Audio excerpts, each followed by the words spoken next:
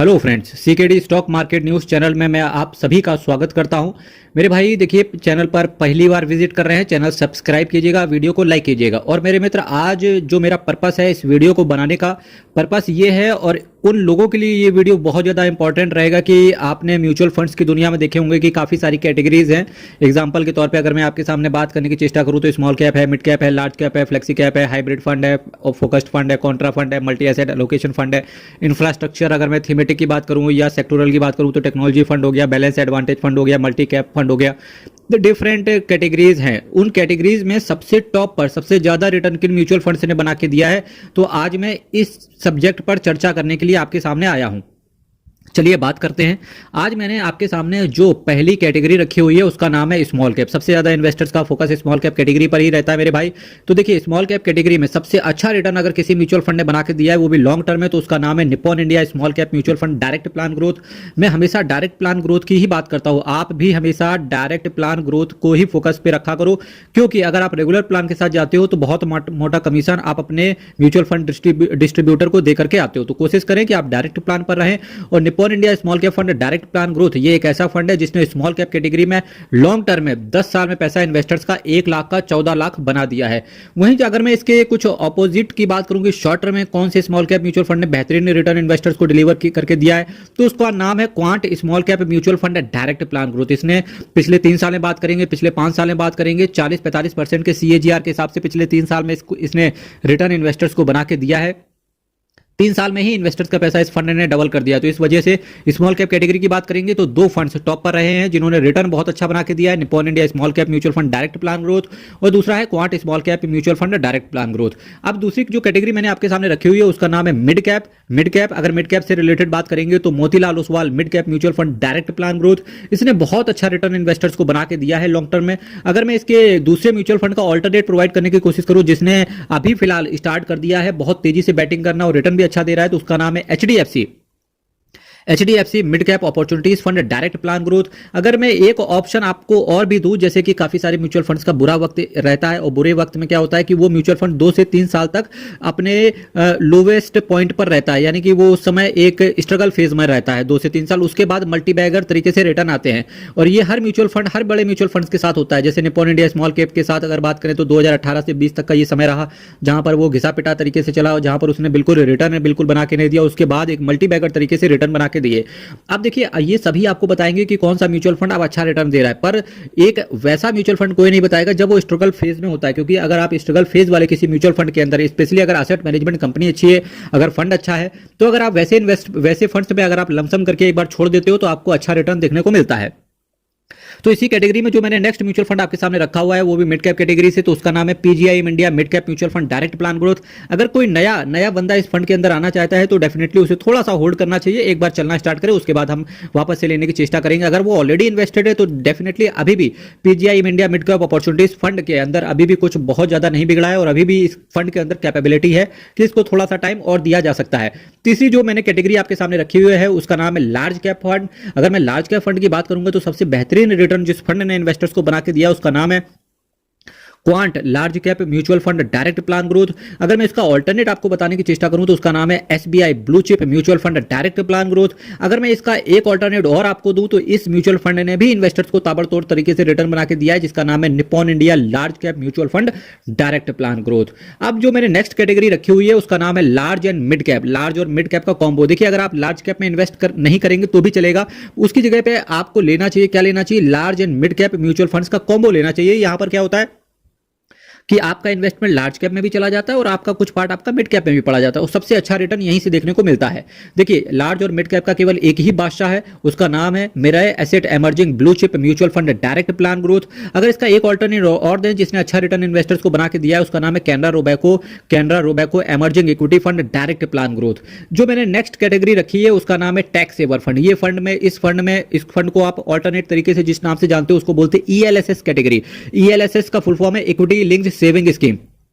ये government of India की scheme है जिसके अंदर अगर आप इन्वेस्ट करते हो तो 1,50,000 रुपए तक का आपको डिडक्शन देखने को मिलता है। तो इसी कैटेगरी में अगर मैं बात करूंगा तो सबसे बेहतरीन रिटर्न जिस फंड ने बना के दिया है उसका नाम है Quant tax saver mutual fund direct plan growth. अगर इसका ऑल्टरनेट प्रोवाइड करने की चेष्टा करेंगे तो उसका नाम है Parag Parikh tax saver mutual fund direct plan growth. अगर एक ऑल्टरनेट इसका और चाहिए तो उसने भी अच्छा रिटर्न इन्वेस्टर्स को बना के दिया है जिसका नाम है बंधन tax advantage mutual fund direct plan growth. अगर इसका एक ऑल्टरनेट और भी दे सकते हैं उसका नाम है Mirae Asset tax saver fund direct plan growth. ये कुछ ऐसे म्यूचुअल फंड है जिन्होंने टैक्स सेवर फंड के अंदर लॉन्ग टर्म में बहुत अच्छा रिटर्न इन्वेस्टर्स को डिपॉजिट करके दिया है। और डेफिनेटली टैक्स सेवर फंड के अंदर केवल उन्हीं को इन्वेस्ट करना चाहिए जो आईटीआर यानी कि इनकम टैक्स रिटर्न को फाइल करते हैं। होप सो कि आप सभी का रिफंड आ गया होगा। जो मैंने नेक्स्ट कैटेगरी आपके सामने रखी हुई है उसका नाम है पेंशन फंड। जी हाँ, पेंशन फंड। अब पेंशन फंड भी उनके लिए इंपॉर्टेंट होता है जो इनकम टैक्स रिटर्न को फाइल करते हैं। तो आप सभी को पता होगा कि एटीसी के अंदर 1,50,000 रुपए तक का डिडक्शन मिलता है अगर आप ईएलएसएस कैटेगरी के अंदर इन्वेस्ट करते हो। तो इसके अंदर का एक सेक्शन और है एटीसी के अंदर। एक्चुअली एटीसी के 3 पार्ट है।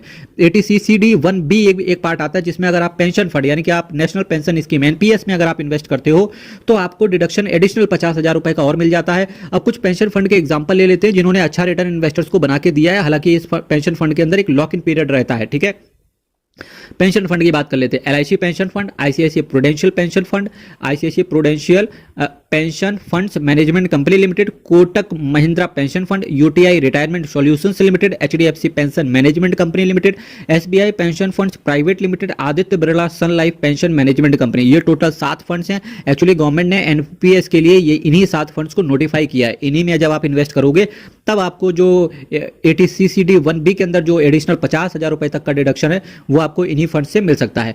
जो मैंने नेक्स्ट कैटेगरी रखी हुई है उसका नाम है फ्लेक्सी कैप कैटेगरी। और फ्लेक्सी कैप कैटेगरी का केवल एक ही बादशाह है, उसका नाम है Parag Parikh flexi cap mutual fund direct plan growth. अगर आप इसका ऑल्टरनेट ढूंढ रहे हैं तो उसका नाम है quant flexi cap mutual fund direct plan growth. अब मैं आपके सामने जो नेक्स्ट कैटेगरी रखी हुई है उसका नाम है फोकस्ड फंड। बहुत सारे इन्वेस्टर्स का चहेता बन रहा है फोकस्ड फंड। और इसका अगर मैं ऑल्टरनेट आपको प्रोवाइड करूं जिसने सबसे अच्छा रिटर्न पिछले कुछ सालों में बना के दिया है या लॉन्ग टर्म बना के दिया है उसका नाम है SBI focused mutual fund direct plan growth. जो मैंने नेक्स्ट म्यूचुअल फंड लिया है उसका नाम है Franklin India focused fund direct plan growth. अगर फोकस्ड फंड का और ऑल्टरनेट आपको प्रोवाइड करने की चेष्टा करूं जिन्होंने अच्छा रिटर्न इन्वेस्टर्स को बना के दिया उसका नाम है quant focused fund direct plan growth. अगर आपको एक ऑल्टरनेटिव और चाहिए तो उसका नाम है Nippon India focused fund direct plan growth. ये कुछ ऐसे फंड है जिन्होंने फोकस्ड फंड की कैटेगरी के अंदर बहुत अच्छा रिटर्न लॉन्ग टर्म में बना के इन्वेस्टर्स को दिया है। अब बात करते हैं कि कॉन्ट्रा फंड के ऊपर भी इन्वेस्टर्स का रुझान बहुत तेजी से आगे बढ़ रहा है। अगर मैं कॉन्ट्रा फंड की बात करूंगा तो एसबीआई कॉन्ट्रा फंड यहां पर टॉप पे रिटर्न के मामले में बना हुआ है। अगर एसबीआई कॉन्ट्रा फंड के अलावा अगर कोई देख रहा है तो उसका नाम है Bandhan sterling value fund direct plan growth. हालांकि इसका नाम स्टर्लिंग वैल्यू है पर यह भी एक कॉन्ट्रा फंड से ही थीम पर कॉन्ट्रा फंड की ही थीम पर यह फंड भी काम करता है। एक ऑल्टरनेट आपको और भी देना चाहूंगा जिसका नाम है Nippon Invesco India Contra fund direct plan growth. अब मैंने नेक्स्ट कैटेगरी रखी हुई है उसका नाम है मल्टी एसेट एलोकेशन फंड। इस फंड के अंदर डेफिनेटली उन लोगों को इन्वेस्ट करना चाहिए जो रिटायरमेंट ले लेते हैं या जिनका एज 50 साल के ऊपर है। क्योंकि जब एज 50 साल के ऊपर हो जाता है तो आपकी रिस्क लेने की कैपेबिलिटी कम हो जाती है। तो इस वजह से भले ही आपको रिस्क कम मिले पर फिक्स डिपॉजिट से अगर आपको ज्यादा रिटर्न चाहिए और साथ ही साथ आपको थोड़ा सा रिस्क को भी मैनेज करना है तो उस वजह से आपको सेलेक्ट करना चाहिए मल्टी एसेट एलोकेशन फंड। यहां पर अगर मैं बात करूंगा मल्टी एसेट एलोकेशन फंड की तो उसका नाम है ICICI prudential multi asset allocation fund. हालांकि इसका एक्सपेंस रेशियो ज्यादा है, इस वजह से अगर आप इस कैटेगरी को अवॉइड कर दोगे तो कोई बड़ी बात नहीं होगी। अवॉइड कर दीजिए, बिल्कुल कोई दिक्कत नहीं क्योंकि इसका एक्सपेंस रेशियो ज्यादा है। इस कैटेगरी के अलावा भी एक ऑल्टरनेट आपको मैं दूंगा जहां पर अगर आपका एज 50 साल के ऊपर है तो वहां पर इस फंड का ऑल्टरनेट आप देख सकते हो। चलिए बात करते हैं आगे चल के। देखिए जो मैंने नेक्स्ट कैटेगरी अब आपके सामने रखी हुई है उसका नाम है इंफ्रास्ट्रक्चर फंड। ये एक सेक्टोरल थीमेटिक है यानी कि सेक्टर बेस्ड फंड है। अगर मैं इंफ्रास्ट्रक्चर फंड की बात करूंगा तो यहां पर अगर मैं बात करूं सबसे अच्छा रिटर्न जिस फंड ने बना के दिया उसका नाम है quant infrastructure fund direct plan growth. अगर मैं नेक्स्ट फंड की बात करूं तो उसका नाम है फ्रैंकलिन बिल्ड इंडिया फंड। अगर मैं नेक्स्ट फंड की आपके सामने चर्चा करूं तो उसका नाम है इन्वेस्को इंडिया इंफ्रास्ट्रक्चर फंड। इसके साथ साथ बात करेंगे Kotak infrastructure and economic reform fund. अगर मैं थीमेटिक इंफ्रास्ट्रक्चर की बात करूंगा तो ये कुछ 4 फंड्स है जिन्होंने ताबड़तोड़ तरीके से रिटर्न इन्वेस्टर्स को बना के दिया है। साथ ही साथ इनका एनएवी भी बहुत डिसेंट है, इनका एक्सपेंस रेशियो भी बहुत डिसेंट है, इनका पैसा भी बहुत अच्छी जगह लगा हुआ है, फंड मैनेजर्स का क्वालिफिकेशन भी बहुत अच्छा है। मेरे भाई जितने भी म्यूचुअल फंड्स की मैं चर्चा कर रहा हूँ आपके दिमाग में एक डाउट आएगा कि सीकेडी जी ये बताओ नाम तो मुझे भी पता है पर हाँ इन्वेस्ट करना है कि नहीं करना है। मेरे भाई मैंने वीडियो ही इस वजह से लाया है कि इन्वेस्टमेंट करने के लिए इनको देख सकते हो, क्योंकि जो मैं आज कैटेगरी बता रहा हूँ स्टॉक मार्केट में स्पेशली म्यूचुअल फंड के अंदर सबसे अच्छा रिटर्न इन्हीं फंड्स ने इन्वेस्टर्स को बना के दिया है। ठीक है, इसके साथ साथ अगर मैं जो मैंने नेक्स्ट कैटेगरी आपके सामने रखी है, ये भी एक थीमेटिक सेक्टोरल फंड है जिसका नाम है टेक्नोलॉजी फंड। टेक्नोलॉजी फंड्स की बात करूंगा तो सबसे ज्यादा जो बादशाह है टेक्नोलॉजी फंड का, उसका नाम है मेरे भाई, क्या नाम है, ICICI prudential technology mutual fund direct plan growth. इसने टेक्नोलॉजी थीम के अंदर बहुत अच्छा रिटर्न इन्वेस्टर्स को बना के दिया है। अब मैं अगर नेक्स्ट फंड की बात करूं टेक्नोलॉजी से रिलेटेड ही, तो उसका नाम है Aditya Birla sun life technology mutual fund direct plan growth. अगर मैं नेक्स्ट फंड की बात करूं तो SBI technology fund direct plan growth और टाटा डिजिटल इंडिया फंड को तो सभी जानते हैं मेरे भाई। ये कुछ 4 फंड्स हैं जिन्होंने टेक्नोलॉजी थीम के अंदर बहुत अच्छा रिटर्न इन्वेस्टर्स को बना के दिया है। जो मैंने नेक्स्ट कैटेगरी चुनी हुई है उसका नाम है इंडेक्स फंड को केवल मैं एक फंड को ही प्रायोरिटी दूंगा, क्योंकि इंडेक्स में आपको ज्यादा आपको कि आपको एक्सपेरिमेंट नहीं करने चाहिए और केवल एक फंड के साथ ही जा सकते हैं, जिसका नाम है HDFC index S&P BSE Sensex direct plan growth.